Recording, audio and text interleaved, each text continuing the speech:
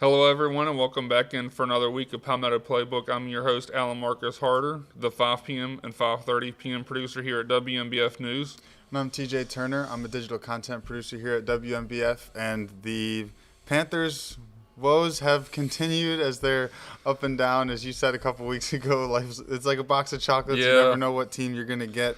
And this week they lost to the Saints again, 20-17, giving the Saints their fourth win of the season. They've only had 4 wins on the season, 2 of them coming against the Panthers, which has been unexpected each time it's happened.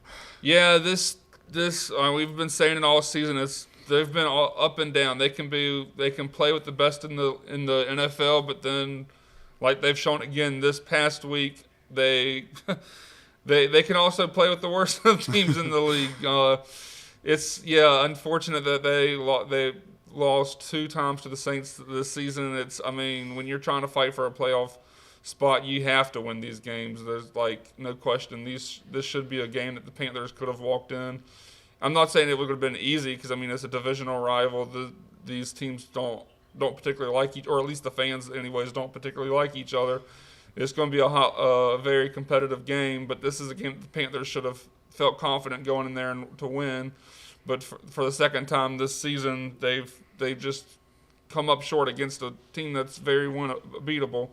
I could probably make the joke for the Carolina Panthers. We're in the season of giving the holiday season, but right now they're basically just giving the Saints wins right now. The Saints are the Panthers charity case right now, giving them wins, and how everything unfolded right there with the penalty to put the Saints in field goal position to win the game.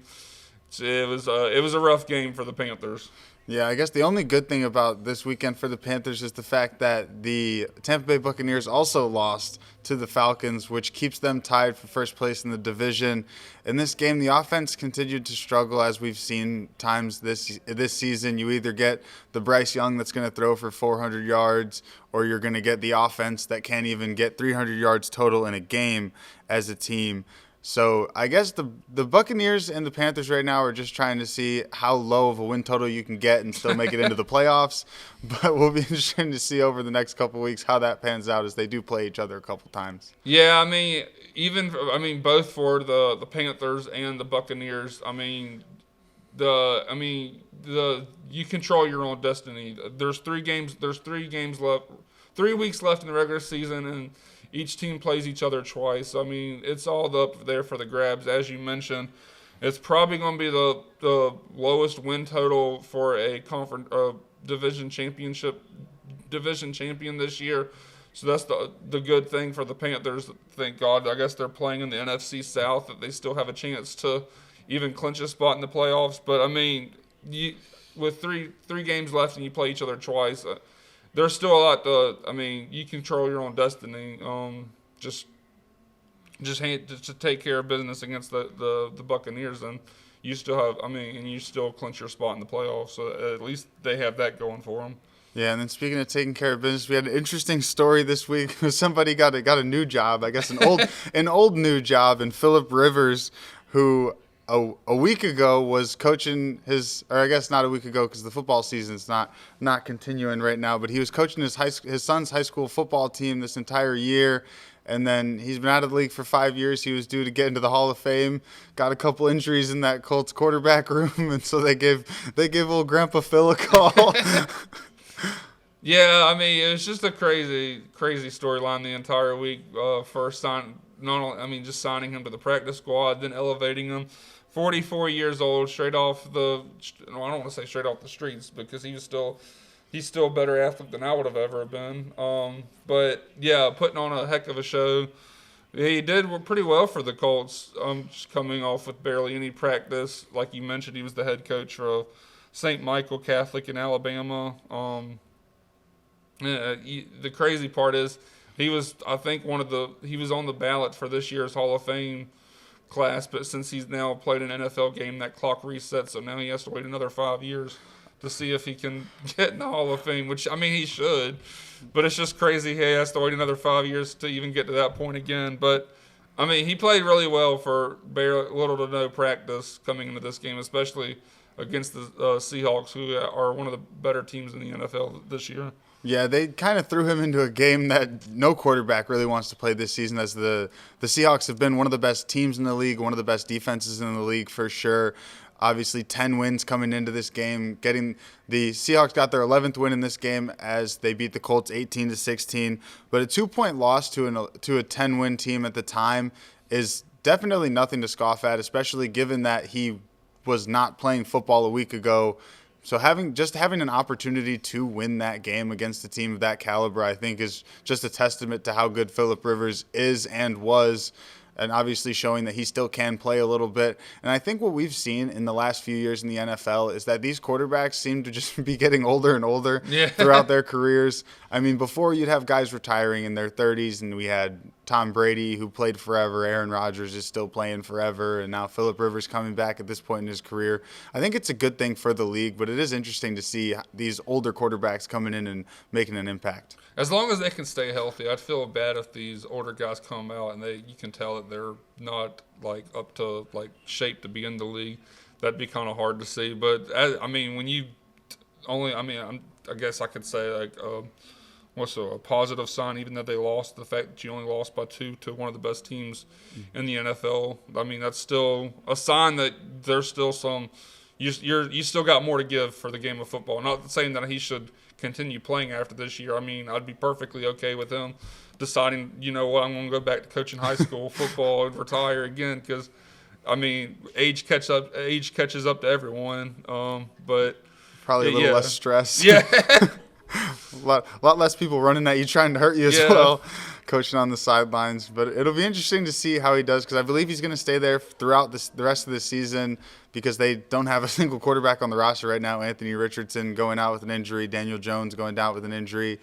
And I guess Phillip Rivers, they decided, was their next best option. So it'll be interesting to watch his journey and just see how that works for the rest of the season. Definitely a great story to keep up with throughout the week or throughout the weeks coming up. And we've got a play of the week this week, the Ravens and the Bengals game, which did not go well for Bengals fans. But as you guys can see here, these plays don't happen very often, but it's always awesome when you see it. Somebody gets an interception, tosses the ball to a teammate, and then he runs it in for a long touchdown. I love when they do that. Usually it's the big guys tossing it to one of the defensive backs or linebackers, but it looked like there was a linebacker there giving it to a DB for a chance. It's the teamwork makes the dream work. That's the as the saying goes. A rough go of things for Joe Burrow. They were shut out. They lost 24-0 to the Ravens. They had 0 touchdown passes and 2 interceptions, including the one right there. I know he said after the game that he was the reason they're lost. I'm going to put it right here. I'm the reason they're lost because my fantasy football playoff curse struck Joe Burrow and the Bengals and basically everyone else in the league. At the WNBF Fantasy League, we're like in our 5th year of the league, and I have a total of 0 playoff wins right now. And of course, Joe Burrow was my starting quarterback this week. He gave me a resounding 2 fantasy points. We just talked about Phillip Rivers. He had 8 fantasy points. I should have put him in the lineup. Not that it would have mattered. But yeah, I guess I should take accountability for the reason that Joe Burrow didn't play as well. My curse struck the Bengals this week. Yeah, he said after the game, I don't think there's a single team in the NFL. I don't know if he said in the NFL now or in NFL history, but he said along the lines of there's no team in the NFL that would have won with me at quarterback today, talking about how poor his performance was this week. I don't know if I would have gone that far in his performance, obviously not playing up to the caliber of player that he should be. He's still battling that injury, but it'll be interesting to see because there's a few teams that are shutting down their quarterbacks at the end of the season as they don't have a chance at the playoffs, but the coach, Zach Taylor, has said he's going to play him throughout the rest of the season. And I quote, he's here to win. That's what he wants to do. So it doesn't matter. They're going to play Joe Burrow. So it'll be interesting to see throughout the rest of the season what goes on in Cincinnati. Yeah, I mean, he's been a winner throughout his entire career. One of the legendary LSU teams in college that led to the Bengals to the Super Bowl. One of the, I think, either his first or second year in the league. He's a really good, high-quality quarterback. I know there was some, they were talking throughout the week. Could this be his last year in Cincinnati? I don't know how that's going to play out, but he's still a really good quarterback. It was just a rough week as he's battling back from the injury. He still has got a lot of football left to play if he wants to. Yeah, absolutely. And then moving over within the state, we had South Carolina State, which won it's the HBCU national title game is what it's touted. It is the Cricket Celebration Bowl, but it's touted as the HBCU national championship. And it was a 4 overtime game against Prairie View A&M, a shootout. I was here in the studio. I was watching throughout the day on my little TV over there at my desk, and I was keeping up with it. It was an insane game. I want to say it was a big comeback from SC State in this one. And it was crazy. Yeah, SC State was down 21-0 at one point. They even lost their starting quarterback in this game. Their backup quarterback, Ryan Stubblefield, came in. He had 234 yards passing, 2 touchdowns. It was a great game for SC State, just coming back from behind. There was some controversy at the end of the game. When they won it in overtime, they originally said they had that touchdown. I don't know if you remember seeing this play when he stretched out to the goal line. Personally, I don't think he got into the end zone, but they ruled it the conversion good. And then Prairie View State ended up missing their 2-point conversion, ultimately giving SC State the win, which I'm glad they won. And this is a fun team to watch. On their head coach, Channis Berry. You're going to hear that name for years to come, at least I believe so. I'm pulling up this tweet from one of our sports reporters from our sister station in Columbia, Julia Westerman. She said, Channis Berry, over the last 4 seasons at SC State and Benedict, he's won 41 games, 8 losses, a perfect 25-0 in conference play, 4 conference titles, and then won the HBCU Division I national championship this year, and then the 2022 and 2023 HBCU Division II national champion with Benedict. So he's definitely a name to keep in mind. I know there's even people throwing his name in the Coastal conversation, which we'll get into later in the show. But he's definitely putting on a heck of a turnaround for both of those programs. Yeah, and then give a shout out to Prairie View A&M's quarterback in this game, 412 yards, 4 touchdowns, great performance. There was a lot of points scored, 40-38 game, and it was a good performance from both quarterbacks, especially even after SC State's quarterback went down. Good performance from the backup, stepping in and winning a close game, a shootout where he needed to put up points, and it was just a good performance all around and a really good performance from South Carolina State in the second half. Yeah, it was I'd say one of the best football games probably this season, with just how back and forth it was, going all the way into 4 overtimes. It was just a really good game. I hate that either one of these teams would have had to come up and lose that, especially playing for the HBCU national championship. It's a rough way for the season to end, but I mean both teams played really well. Yeah, and then moving over to Division II, we had the semifinals of the Division II national championship this week, and Newberry lost to Ferris State in that game. And I think we had a fight during that game. Yeah, but I remember at least getting an ESPN notification that there was a fight. I believe when one of the Ferris State touchdowns, one of the Newberry defenders tackled either it was the quarterback or the receiver late in the end zone after they already crossed the goal line. Apparently there was some fists thrown in that game. But I mean, it was a rough way for Newberry's season to end. They finished the season at 12-2.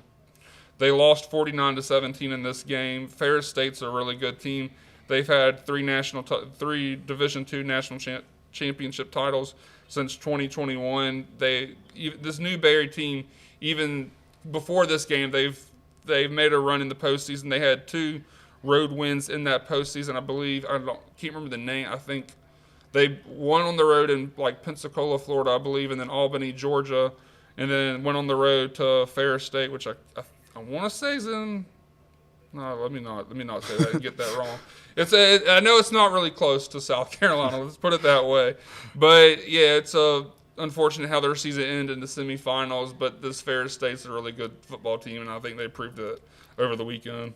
Yeah, and then moving over to the other football, we had a semifinal game that did not go the right way for the Furman men's soccer team, as well as they lost in the semifinals, the Final Four of the College Cup this past weekend, and then the Washington Huskies went on to eventually win that national championship game at the end in a golden goal, which I think it's dumb. I do too. We were talking about it before. I don't think golden goal makes any sense. If you're going to go into overtime, let them play out the overtime period. If they're tied, let them keep going, maybe a shootout. But I think golden goal is ridiculous because you could have one team get the ball at the beginning of the game, go down and score, and then all of a sudden the other team doesn't even get a chance.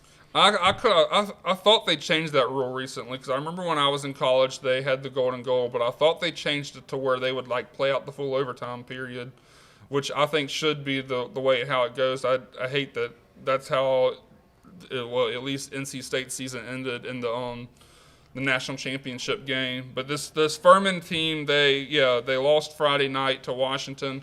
The Furman was the 16th national seed coming into this College Cup. They made a heck of a run to get there, to where they lost 3-1 to Washington, which, like you mentioned, were the eventual winners of the championship. This capped off Doug Allison's 31-year career as the head coach for the Furman Paladins, and he's had a heck of a career in Furman over those 31 years. He's had 11 SoCon regular season titles, 10 SoCon tournament champions, and then he's also had 143 SoCon selections, 30 All-Americans, 9 MLS draft picks, and 3 players that went on to be players for the U.S. men's national team, most notably Clinton Dempsey and Walker Zimmerman, both playing for Doug Allison at Furman, which is kind of hard to believe when you have Clinton Dempsey, one of the best U.S. men's national soccer players of all time. The best men's national soccer player of all time. I have some stats to back up, but when you think of Clinton Dempsey, I wouldn't have at least thought that he came from Furman, but No. When I was younger, I had a Clint Dempsey jersey. I had the national team jersey when I was younger. I remember Clint Dempsey. He's my U.S. national team GOAT. Yeah, which I have some stats to back up. Which he's 4th in most U.S. men's national appearances with 141. He's tied for 1st in most goals for the U.S. men's national team at 57 with Landon Donovan. Just like you mentioned, he's probably him and Donovan are like the GOATs of the previous generation. Right now, we have Christian Pulisic, and I'll have his stats as well just to compare with what Dempsey has done. Like I said, Dempsey had 141 appearances, 57 goals. Right now, probably Pulisic is the face of American soccer. Right now, at 27 years old, he has 82 appearances and 32 goals for the team, so he still lags behind Dempsey, which, Dempsey had his entire career. But, he's one of the best, arguably the best, even between him and Donovan. But, the fact that he played at Furman, and just a testament to the legacy that Doug Allison leaves behind in the upstate with Furman. Definitely an impressive resume. You could put together 31 seasons. Plus, I think a lot of the things in college, when you think about the best coaches of all time in whatever sport, you think about John Calipari, Coach K, Nick Saban in football. You think of their recruiting and what they can do with their players. They're sending, like Nick Saban's sending guys to the NFL, first-round draft picks. Same thing, Coach K is sending so many guys to the league. I think it's really, when guys can move on and have that success after being with that coach, I think it's really a testament to how good that coach is and how good he is at truly like molding these young men. Yeah, and I don't even know if I mentioned the other 2 names. I said he had 3 U.S. men's national team players. The other 2 were Walker Zimmerman, which in this current generation as a defender, and then Ricardo Clark, which I don't know too much about him, but when you have names like that played under you, that's just a testament of how well of a coach you are. Yeah, and then speaking of big names, we had the Heisman Trophy ceremony this past weekend, which I think it was more interesting as the stuff around it than the actual ceremony. Yeah, we had some antics from Diego Pavia. We'll talk about the winner first. Let's give Fernando Mendoza his flowers before we get into the weeds. Yeah. But Fernando Mendoza took home the Heisman Trophy. I think this was a weak class overall. I don't want to take anything away from Fernando Mendoza. Great player. Led that Indiana team to the best record they've ever had. First Heisman Trophy winner in Indiana history. And that team is the best it's been in so many years. I think he was the deserved winner with just how much, the fact that Indiana is undefeated at the end of the season, that's hard. That just with how down Indiana football has been before Curt Cignetti was there. I think he was the deserved winner, just leading that program to an undefeated season so far. And I think he deserved to win it. I would have liked to see Jacob Rodriguez in the room. I personally think he should have won the Heisman. I know it's a quarterback award. I know they don't give it to defensive players, but I think Jacob Rodriguez meant more to his team in Texas Tech than Fernando Mendoza meant to that Indiana team. I know he was the quarterback. I know he leads the offense. But Jacob Rodriguez was truly the heart and soul of that Texas Tech team and that Texas Tech defense. As we've talked about in weeks past, that defense is that Texas Tech team, and he's the leader of it. Insane stats to put back to it. And I at least think he should have been in the room. Which, I mean, yeah, I think in years past, I feel like they've had 5 invites. This year, I believe they only had 4. Which, I mean, I think that can change from year to year. But, yeah, I would have been fine with him having to at least the invite in there, especially being, like, the only defensive player, like, in the running, at least to my knowledge anyways. Yeah, and he also, I saw, because they released all the voting stats, who got this many first place, second place, third place votes. He actually got more votes to be in the top 3 than Julian Sayin did, who was in the room. And I think that would have been the spot that he would have taken in that room. I think it would have been Diego Pavia, Fernando Mendoza, Jeremiah Love, and then Jacob Rodriguez. No disrespect to Julian Sayin, great team, great player. He was a practice squad player at Alabama, which has been talked about with Nick Saban. But I think Jacob Rodriguez would have taken that spot, and I think he would have probably had a chance at taking home the award, if not getting second place, which I think he deserved in this year after the performance he's put on. And the guy who thought he deserved first place in Diego Pavia was vocal about it, and then a few choice words. I don't think we can say that. We want to keep our podcast here for weeks to come, but it was. Yeah, he in light of other words, he said "screw the voters," and he said, I believe in his post, he used an expletive, but we'll say "screw the voters," and then he said, "but my family got me," or something along those lines, with a picture of all the guys that he brought out to the ceremony.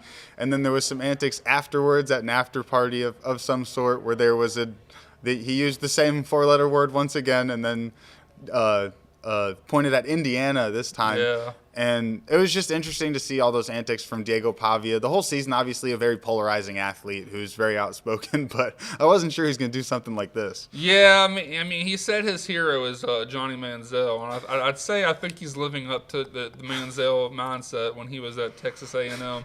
For Pavia, I mean, he's doing this all year, but to his credit, he's backed up the talk as much as it pains me to say, because I don't like how cocky he is, but he's backed it up. And I mean, as a South Carolina fan, I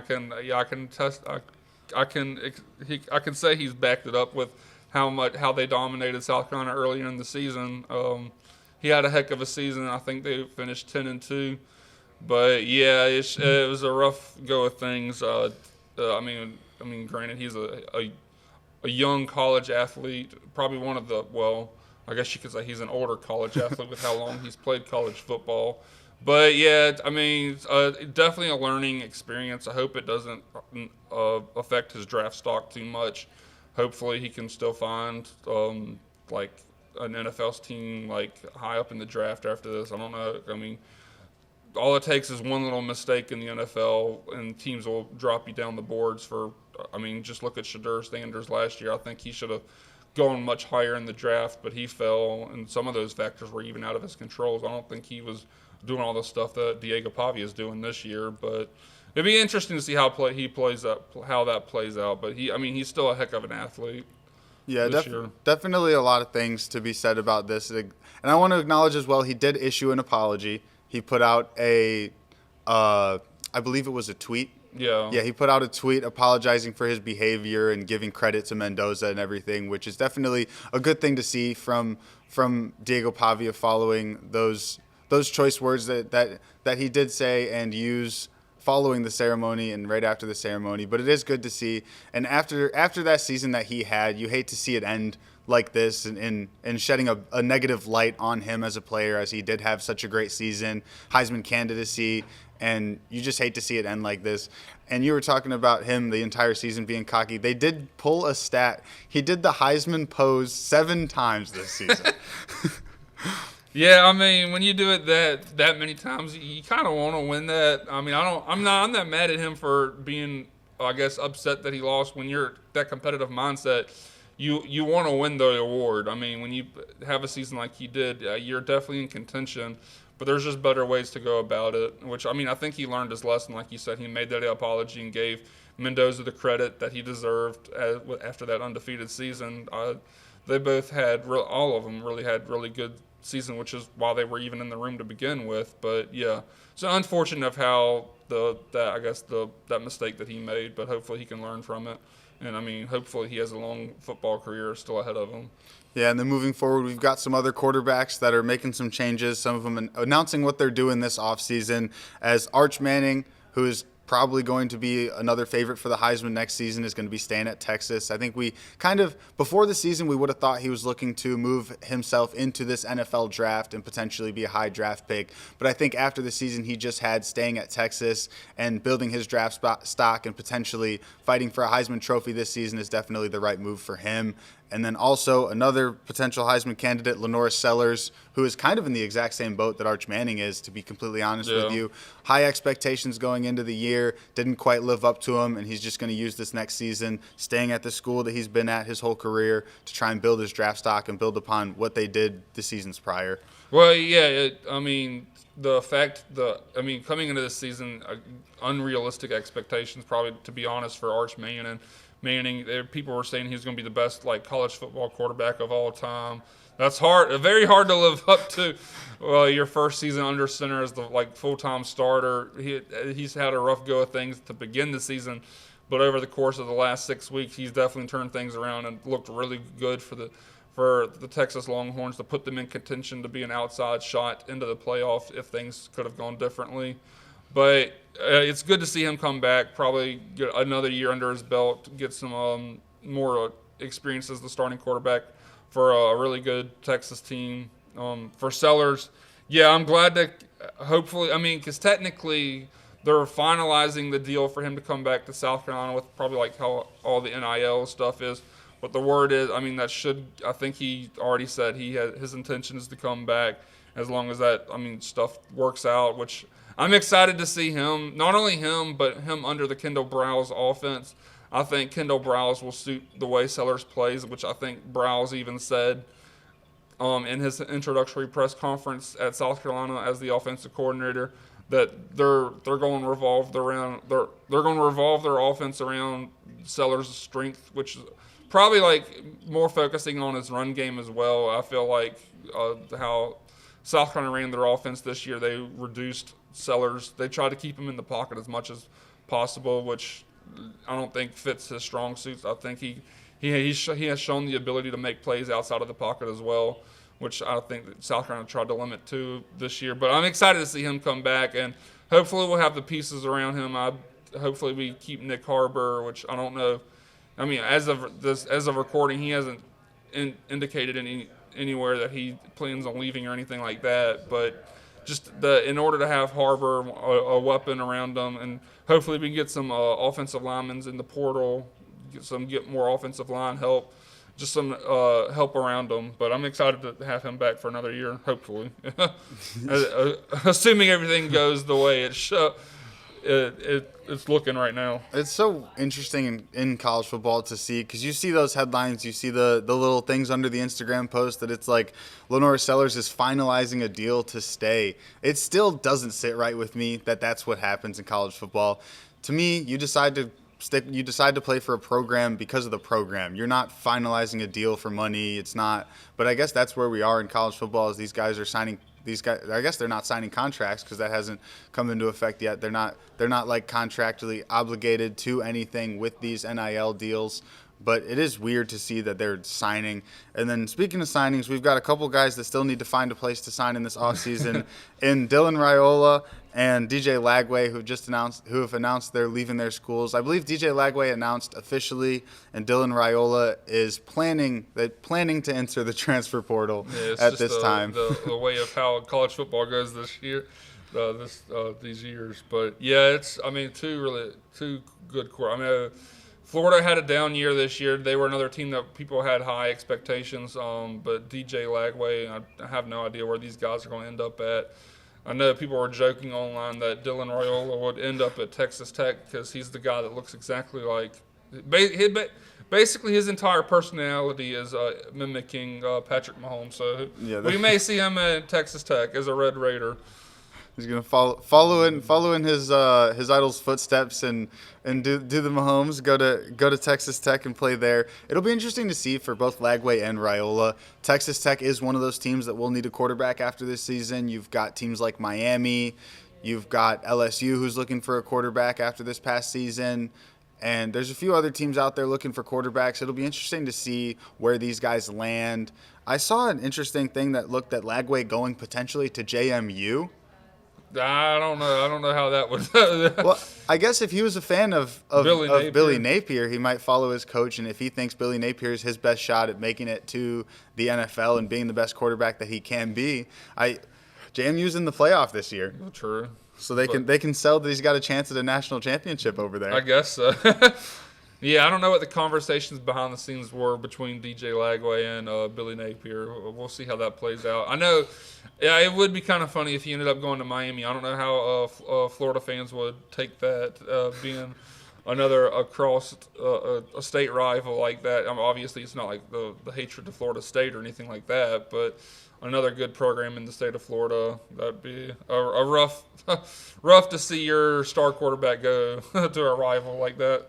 Yeah, and then moving back to the Carolinas with basketball, we've got the Charlotte Hornets picked up a win. They're now 8-18 on the season, and those rookies are really leading the way for them. You've got Con Knipple and Ryan Kalkbrenner, the two rookies from this past draft.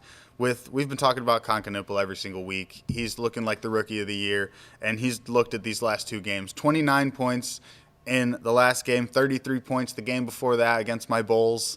It was definitely rough to see the Hornets really putting it to my Bulls, but it was good to see Con Knipple doing it because he's a great player, been great all season. And then the other rookie, Ryan Kalkbrenner, who's tied for second in the entire NBA in blocks this year. He's been getting a lot of minutes down low as the center for Charlotte, starting a majority of the games this season. It's been good to see these young guys really blossoming in this Charlotte Hornets offense. Well, especially with the injuries that the Hornets had this season, I'm sure a few of their starters have been out for some games. So it's good to see these young guys step up and take charge for the team. Obviously, there's still a long way to go before they're like competitive in the NBA. But it's good to see these young guys shine. Obviously, we want the team to shine as well, but we still got a long way to go before that. But it's a step in the right direction, I would say. If they can keep developing these young guys and they can make a big leap into next season, I think depending on what the front office decides to do in Charlotte, we could see them potentially make a push to kind of get closer to the playoffs in this next year to 2 years, depending on how quickly these guys can develop and blossom into the players that we know they can be.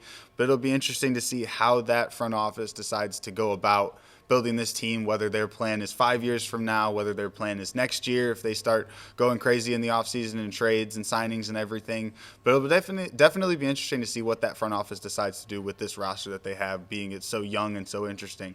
Yeah, it'd be definitely a story to follow as well. And then sticking in basketball, we have the South Carolina women's team at 10-1 right now. They're the men's team at 7-3. The women's team still playing really well. They had a few injuries themselves. One of their, I believe, centers, and then Tessa Johnson missing a few games due to injury, but they're still taking charge. I know the Penn State game could have been intriguing with Penn State has a really tall center, and we were lacking some tall defenders due to those injuries, but they still dominated that game and won that game. The men's team, kind of a different story for the South Carolina men's team. They have a 7-3 record, most of their wins against lesser opponents.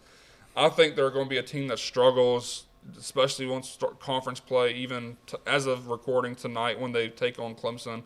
It seems like South Carolina's the men's team's identity is to rely on three-point shooting, which can be hit or miss. I feel like they lack the post presence needed to compete with like high caliber teams, which Clemson and basically literally everyone in the SEC has become over the course of the past couple of years. I think they're going to be a team that's going to struggle down the stretch, but we'll see how that plays out for them. Yeah, and then you said as South Carolina, we record these on Tuesdays. They come out on Wednesdays, but tonight Clemson and South Carolina's men's teams are playing. Clemson's team 8-3 on the year, definitely looking a little bit more promising than that South Carolina team is. I think Clemson has the potential with this roster they have currently to make a run into that March Madness tournament and win a few games in it. If not getting into close to the Elite Eight, maybe the Final Four, as they did a couple of years ago.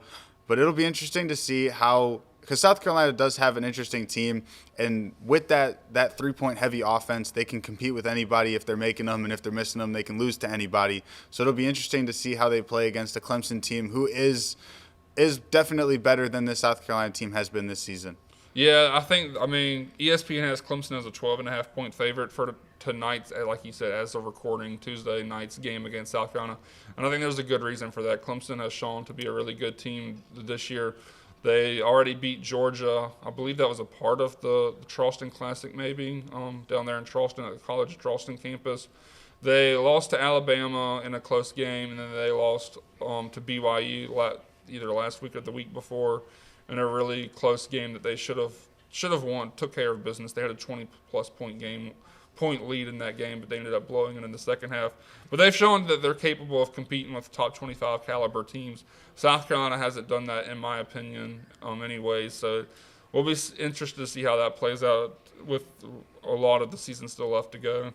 Yeah, and then moving over from the men's team to the women's team for Clemson, they're 7-4 on the season now. Definitely looking a lot better than they have in previous years. That Clemson women's basketball program is just continuing to improve year in and year out, and at this point, week in and week out, as they're building up that program. Yeah, we'll see how that translates into ACC play because the conference play should be starting soon. But yeah, they're a fun team to follow as how the rebuilding has gone over the years. Yeah, and then moving over to Coastal, the men's basketball team is now 6-5 on the year after a loss to Grand Canyon, and the women's team coming in at 6-5 on the year. Both teams now at 6-5 on the year, which I think is a little bit overperforming for the men's team and a little bit underperforming for the women's team thus far on the season. Yeah, I mean, like we said last year, the men's team only had 10 wins this season. The fact that they're already at 6 right now is probably a good thing for them. You'd like for them to still stay competitive in these games. I believe the Grand Canyon game, I don't believe was particularly close. Which, I mean, Grand Canyon has shown that they're a really good, mid-major team. They've had some really good seasons in the past. The women's team, on the other hand, I mean, I feel like they're going to be better. They're better set up for success as we start conference play. They've had some tough non-conference games. I think they're still in a good position to have success down the stretch. Yeah, I think it'll be interesting once we get into conference play for both teams to see really what these teams are made of. And then moving from the hardwood to the ice, the Carolina Hurricanes are continuing their great season as they're now 21-9-2 on the year, and they are tied for the second best record in all of the NHL, first atop their division. And their goalkeeper, we've been talking about their ability to score goals every week on the show, but their goalkeeper, Brandon Bussi, is second in the NHL in goals against. He's really been able to stop the opponents. And if you can score a lot of goals and you can stop the other team from scoring, you're gonna win a lot of games. Yeah, I was about to say, that sounds like a recipe to success. I don't know much about hockey, but when you can score goals and stop goals, that sounds like a recipe for success to me. It's hard to lose if you score more than the other team. But yeah, I mean, we've talked about it all season. They're living up to expectations. They're a really fun team to watch, exciting, and we'll hope that they keep that up as the season progresses. And then the CCU men's hockey team has found a new home at the Florence Center, as they have announced the Florence Center, the home of the PD Ice Cats, as the official home of CCU hockey, which I think is great for the program. It's a club team because we don't have an official varsity sport for hockey yet at Coastal Carolina, but it is great to have a home here. They've been tracking earlier in the Coastal Hockey program. They had traveled to Wilmington in North Carolina. I believe they used to travel to near Charleston. Yeah, Charleston, before. The north. Yeah, they used to travel Charleston. You had them traveling to North Carolina for some games. Now, having a home in Florence, I think, will be great for the team. Obviously, it's definitely more convenient. Yeah, I mean, I think this is an exciting thing for the Coastal Hockey program. Like you mentioned, they've been having to go basically 2 hours either to Wilmington or Charleston for practice and games. Now I don't know off the top of my head how far it is from Conway to Florence, but I know it's much shorter of a drive than it is going all the way to Wilmington or Charleston. So it's good to see that, especially just cut down on travel time for them. Yeah, we'll be keeping up with that program. And then looking ahead next week, we've talked about the Panthers and the Buccaneers battle for that division. They've got a matchup this next week. And then we've got the Myrtle Beach Bowl coming up, which I think will be an interesting game. The 10-3 Kennesaw State versus Western Michigan, who's 9-3. Both of them conference champions on the year. I think it's going to be a good game. I think this might be the best matchup the Myrtle Beach Bowl has seen so far. Yeah, it should be. At least to my knowledge, I think this is the first time we've had two conference champions, Kennesaw State and Conference USA, and Western Michigan out of the MAC. I feel like this Kennesaw State team is an exciting team to watch, considering last year they went 2-10. This year they're 10-3, fighting for in the bowl game with winning their conference and just have as much success as they had this season. They're a fun team to watch. This should be a really good matchup on Friday. Yeah, massive turnaround there, as you mentioned, for Kennesaw State. It's been insane to see. I believe last year was their first or second year in FBS. Yeah, I don't know off the top of my head, but they're still early. New. Yeah, they're early in their program. Yeah, they're early into the FBS. Being able to come in, obviously, coming from the FCS to the FBS is going to be difficult for any team. The athletes, the game is just so much different. So them being able to make that adjustment, obviously down years coming in, it's going to be difficult. But being able to turn it around this quickly, I think, is really good for that football program. Yeah, I believe I heard somewhere that they were like. Even last year, their NIL budget was only like $10,000, and they boosted up to, I can't remember exactly, but a lot more than that this year, just to have the ability to go out there and get some better D1 players for, I guess, FBS level players, I should say. They were still D1, but they played FCS before that. But yeah, I mean, they're an exciting project to watch and just that quick turnaround this year. Yeah, and this game is going to be played at Coastal Carolina Stadium on the surf turf, and there's going to be a new coach coaching on the surf turf as Ryan Beard was announced as the next coach of Coastal Carolina coming over from Missouri State. He just landed in Conway, I want to say yesterday. Yeah, I believe so, on Monday as of record, yeah. Yes, on Monday. But I think it'll be an interesting move. He's definitely done some great things with that Missouri State football program, so it'll be interesting to see how that carries over to Coastal with this football program. That the football program isn't necessarily struggling, but they definitely aren't living up to the expectations that they have in Conway. Yeah, which, I mean, like we said, when Chance Miller made that decision to fire Tim Beckey, it was because they want to be one of the best Group of 5 teams competing for that spot in the playoff for the Group of 5 teams. And it was kind of basically back to where the level that Chadwell had at this program. I mean, and then speaking on Coach Ryan Beard, I mean, I think he had a 17-15 record over the course of his 3 years as Missouri State's head coach. When if you look at that record, you're kind of not too it doesn't really stand out to you. But like you mentioned earlier about teams coming from the FCS level to the FBS, that's what Coach Beard did for Missouri State. This was their first year in the FBS. And he had the team at a 7-5 record in the program's first year in the FBS, led them to an Xbox Bowl game appearance. They still haven't played that game just yet. But, I mean, I feel he's only 36 years old. He has head coaching experience. I'm excited for what he'll bring to Conway. And, if we can bring up that quote I put in there, Chance Miller, released a statement after the hiring saying, and I quote, "We landed one of the nation's best young coaches to be the head coach of our football team. Till Nation will love Ryan Beard's energy, work ethic, and passion, and he is the perfect leader for this program. His track record of elevating teams, maximizing talent, and developing student athletes speaks for itself. Everywhere he has been, from Western Kentucky, Louisville, and Central Michigan to leading Missouri State through a successful FBS transition, Coach Beard has shown an exceptional ability to inspire, transform, and win. His trajectory in this profession is remarkable, and we believe his best years are still ahead of him." Which, I mean, I think he's an exciting person to lead this this Coastal team. Yeah, I think a guy like that, a young guy with the strong work ethic, is really really kind of what Coastal needs, especially given the area, given the school and the atmosphere around there. It's very much so a big energy, a lot of things going on around that campus, and especially with what's going on in that stadium at this point with what they're doing around just outside of the actual football being played on the field with all the things that they're doing around that stadium. I think it's great to see a young guy with a lot of energy come in and just match up to what they're doing around there. Yeah, I mean, yeah, like you mentioned, having a lot of energy. I feel like that's something we kind of missed with Tim Beck. And another thing, just two different leadership styles. I believe his was more like business focused, like keeping things professional, kind of, I don't want to say reducing the fun, because I'm sure there was still a lot of fun to be had with some of the marquee moments throughout his career here, with the bowl wins, the wins over App State and stuff like that. I don't want to say he didn't have fun, but I feel like a guy that with a lot of energy, kind of like what we saw under Chadwell with basically the mullet era and stuff like that, just having fun on the field. So I'm excited to see what he can do in Conway, and hopefully he's successful here.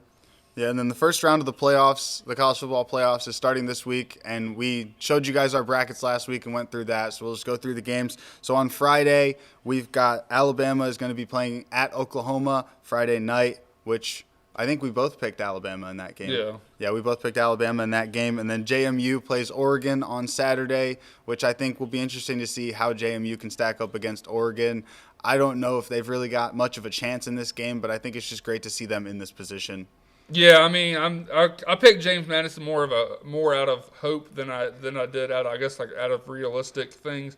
I hope James Madison puts on for the Sun Belt and shows the country that these Group of 5 teams can compete. I know there was criticism over why are we even putting them in there? They'll lose by 20, but I mean, we've seen other playoff games in years past where we put Power 5 conference teams in there and they still lost by 20. Plus points, so I don't see the difference of putting another team in there that could have the same result. I know speaking of James Madison, I know their social media team, and this is like one of their fan accounts. They're doing an excellent job of hyping up this game. Yeah. Have you seen this account? Yeah, yes. Where they're like, Oregon's gonna, God hell, they're gonna have a tough matchup, and they're talking as if Oregon's the underdogs in this game. Well, no, that, and I know one of their tweets is, I guess, because Oregon football posted out a video that was shot. It was in slow mo. And the James Madison Sport, no, it wasn't the official James Madison account. It's a fan account or something like that. Was saying that this is one of the slowest football teams they've ever seen because the video was in slow motion, and yeah, stuff like that. And they're clapbacks at fans that they're trying to talk trash about James Madison. But I can't. If I could find it before the end of this podcast, we can keep on going. I'll shout them out because they're a funny follow. And then moving on to the other Group of 5 team that's in the playoff, we've got Tulane versus Ole Miss, which is also happening on Saturday. I think this is the first round game that I think could get the most interesting. You've got the Alabama and Oklahoma game, which is two great teams. But I think this Tulane versus Ole Miss game is the most unexpected game of the first round because you've got a Group of 5 team in Tulane who's been great all season, who's been putting up numbers, been able to perform against everybody, it seems, except for Ole Miss earlier in the season. And then you've also got an Ole Miss team with some interesting stuff going on around there on campus in Oxford. You've got Lane Kiffin leaving. You've got offensive coordinators and assistants who got one foot out the door, which are going to join Lane Kiffin. You don't know if there's players that already have one foot out the door going to join Lane Kiffin and LSU. So it'll be an interesting dynamic on that field to see just what exactly goes on both sidelines. Yeah, I mean, even like you mentioned, how things are playing out for Ole Miss with their head coaching change. The same could be said for Tulane with John Summerall leaving. I mean, I feel like this could be a defining moment for Ole Miss. I feel like they're going just the way this thing has played out. I think they're going to band together and show the country that they're still ready to compete after the whole Lane Kiffin saga. I feel like the Ole Miss team they're kind of behind that now. They kind of want to show that their success wasn't all on Lane Kiffin. They're still really good ball players. I think they'll take care of business against Tulane like they did earlier in the season. And I did find that Twitter account. It's JMU Sports News. They're a really funny team. A funny follow. Check that one out. And then Miami versus Texas A&M, also on Saturday. I think this is going to be a game that's very closely watched by Vanderbilt fans, Notre Dame fans, Texas fans, BYU fans. All those teams right on the edge, I think, are hoping for a very big game from Texas A&M this week. But I think this game could be interesting because I really don't know where I would go on this game. I know I picked Texas A&M to beat Miami in this one, but I think this game is my biggest toss-up in the first round because these teams, I think, are so tightly matched. You don't really know what to expect. Miami with a weaker ACC schedule and with a lot of people thinking, whether right or wrong, that they don't deserve to even be here at this point. They think it should be Notre Dame or somebody else. And then you've got a Texas A&M team who really hasn't been very battle-tested this season. So I think this one could go either way as well. Yeah, I mean, if you asked me like 3 or 4 weeks ago when Miami was the dominant force that they were, I feel like Miami would have had a much better shot to win here. But this Texas A&M team, yeah, they only had one loss in the season, I believe, but they played a weaker SEC schedule compared to like the Alabamas, the Georgias, even Texas, which they lost to. But yeah, I mean, I feel like I still give the edge to Texas A&M. Their offense has been explosive, and just the fact that Miami has been. I feel like they've become a shell of themselves of what we've seen earlier in the season. They've kind of struggled down the stretch. But yeah, I feel like it still could be a really close game. It could go either way. Yeah, and we'll be here back here next week to let you guys know what happened in all these games and to recap what happened in the first round for Christmas week episode next week. Christmas. So don't miss that. We're gonna be here in our Santa hats for that next episode. If I can find mine, that is. Yeah, make sure to like, comment, share, and subscribe, and we'll see you back here next week on Palmetto Playbook.